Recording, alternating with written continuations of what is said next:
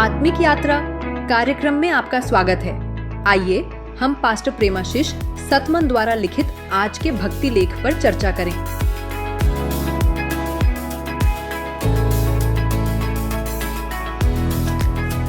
Praise the Lord. Praise the Lord.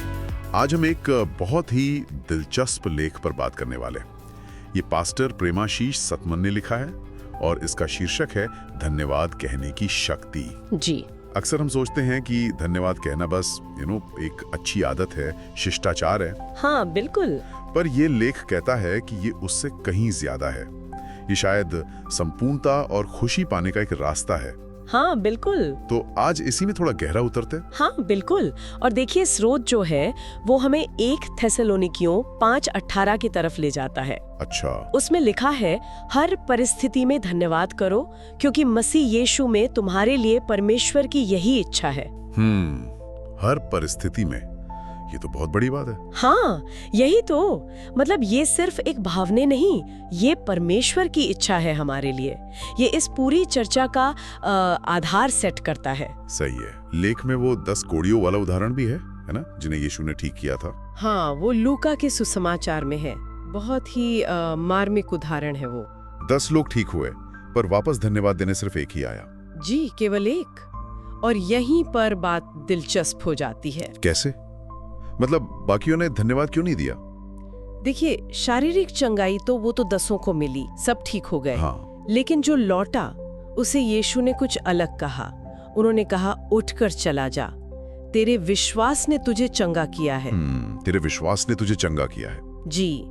तो स्रोत ये इशारा करता है कि शायद बाकियों को सिर्फ शारीरिक उपचार मिला, पर इस व्यक्ति को एक अंदरूनी संपूर्णता, एक होलनेस मिली। अच्छा, मतलब धन्यवाद देने से कुछ और भी मिला उसे, शारीरिक चंगाई के अलावा। ऐसा लगता है जैसे आभार व्यक्त करने की वजह से परमेश्वर के साथ उसका रिश्ता और गहरा हो गया।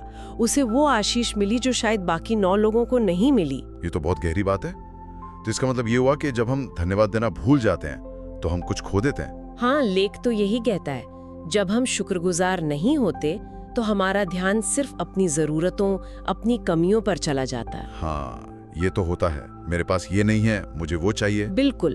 और ये मैं और मेरा वाला रवैया जो है वो हमें दुखी करता है, परमेश्वर से दूर ले जाता है। और यहीं पर फिलिपियों 4:6 की बात आती है जो स्रोत में भी है। हाँ। उसमें क्या है? उसमें लिखा है कि किसी भी बात की चिंता मत करो, परंतु हर एक बात में तुम्हारे निवेदन, प्रार्थनाओं और विनती के द्वारा धन्यवाद के साथ परमेश्वर के सम्मुख उपस्थित किए जाएं। धन्यवाद के साथ। हाँ। निवेदन भी धन्यवाद के साथ। हाँ, यही खास बात है। मतलब मांगने से पहले ही धन्यवाद देना। स्रोत कहता है कि एक कृतज्ञ दिल जो है वो एक विनम्र दिल होता है। सही। वो मानता है कि जो कुछ भी है वो परमेश्वर से ही है।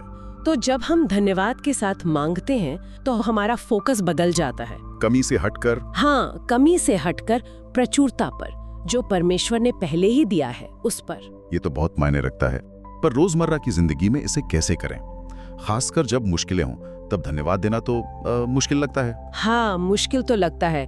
लेकिन स्रोत कहता है कि छोटी शुरुआत करें, एकदम साधारण चीजों के लिए। जैसे अच्छी सेहत के लिए, परिवार के लिए, रोज के रोटी के लिए, सुबह की धूप के लिए।